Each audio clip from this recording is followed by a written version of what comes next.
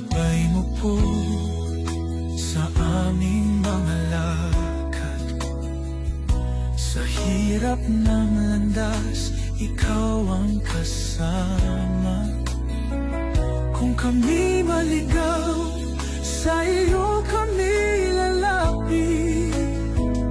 Salamat o Diyos sa gabay na iyong ibinibigay.